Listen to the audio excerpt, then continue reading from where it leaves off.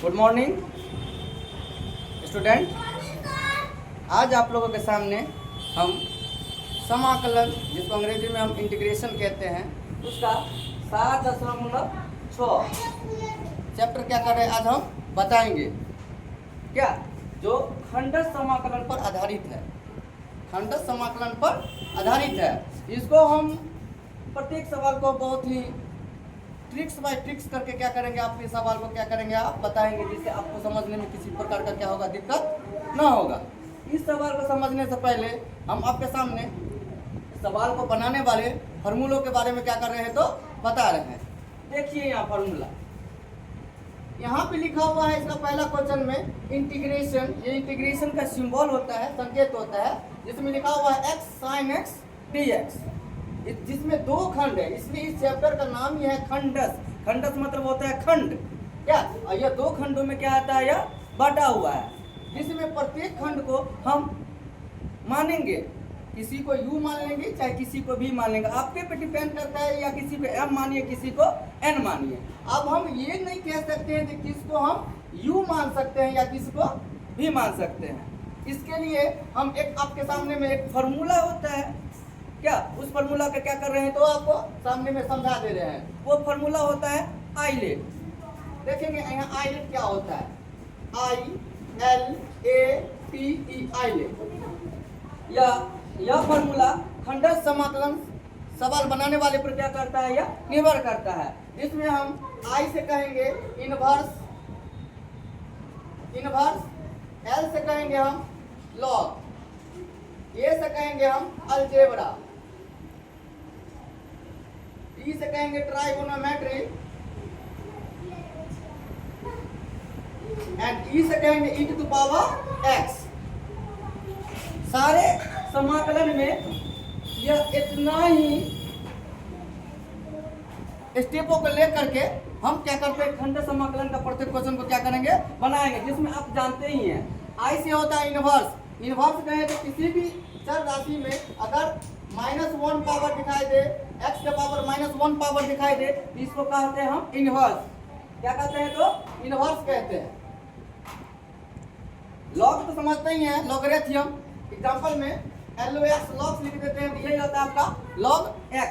A से algebra, algebra मतलब x plus y का होल स्क्वायर या x प्लस और क्यूब x। अलजेब्रा जो भी अल्फाबेटिकल में अगर चीज लिखा जाता है उसी को हम अलजेब्रा कहते हैं। और ट्राइगोनोमेट्री मतलब sin x cos x, जो भी चीज होता है उसको हम ट्राइगोनोमेट्री कहते हैं। और e के power e to the power x, ये अलग ही क्या होता है, एक कांस्टेंट क्या होता है, ये एक वैल्यू होता है। जो डिफरेंशिएशन और इंटीग्रेशन कहने का मतलब समाकलन और अवकलन दोनों में क्या होता है तो ये होता है। अब चलते हैं, हम आपको बताते हैं कि किसको हम u मानेंगे और किसको हम भी मानेंगे इस फार्मूला पर। अब आप देखिए यहाँ पहला टर्म लिखा हुआ है x है तो अलजेब्रा, और अलजेब्रा को हम निरूपित करते हैं क्या चीज से तो a से क्या होती है अलजेब्रा।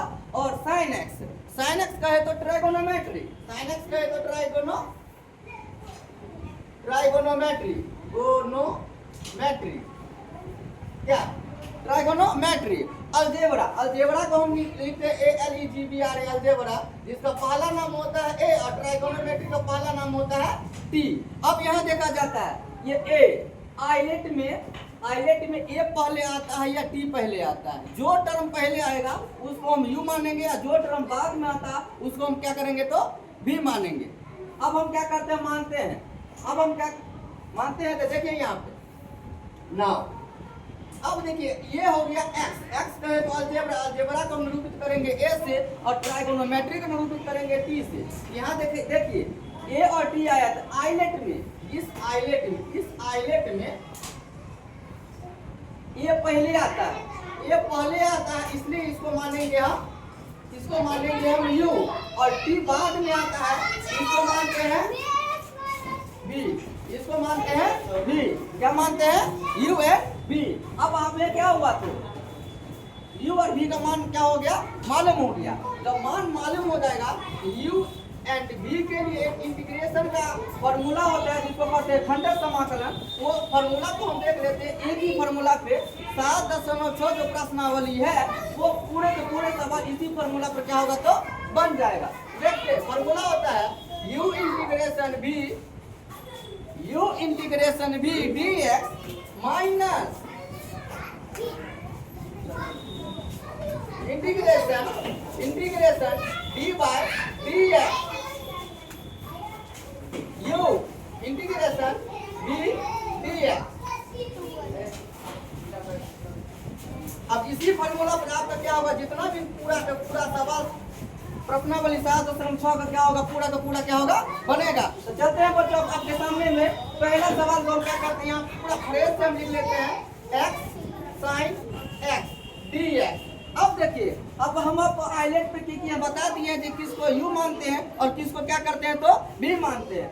अब देखेंगे अलजेब्रा में ये x आता है तो इसको मान लिए u, त्रिकोणमिति में t आता है तो इसको मान लिए b। क्योंकि यहाँ देखते हैं ना x मतलब क्या हो गया अलजेब्रा, अलजेब्रा कैसे निरूपित होता है a से, तो a पहले आता है और ये sin x ट्राइगोनोमेट्री होता है और ट्राइगोनोमेट्री को हम t से निरूपित करते हैं, पहला अक्षर t होता है तो t यहाँ देख रहे हैं क्या आता है तो बाद में आता है, अर्थात इसको मानेंगे u, इसको मानेंगे हम b, यहाँ मान लिए u एंड b मान लेंगे। अब हम क्या करते हैं तो खंडस समाकलन पर जो फार्मूला होता है उस सूत्र होता है, उस सूत्र पर हम क्या करते हैं, इसको हम क्या करते हैं तो बैठाते हैं। चलिए देखते हैं आप, यहाँ दिया हुआ है u, यहाँ पर देखिए u का वैल्यू क्या है x, तो देखेंगे x इंटीग्रेशन का चिन्ह है तो हम इंटीग्रेशन का चिन्ह दे रहे हैं। और देखिए यहाँ b का वैल्यू कितना है sin x, यहाँ पर हम दे रहे हैं क्या चीज sin x और दिया हुआ है dx, क्योंकि ये dx इसलिए पड़ता है तो इंटीग्रेशन में dx क्या होता है तो लास्ट में क्या होता है लगाना पड़ता है, ये संकेत होता है, सिंबल होता है,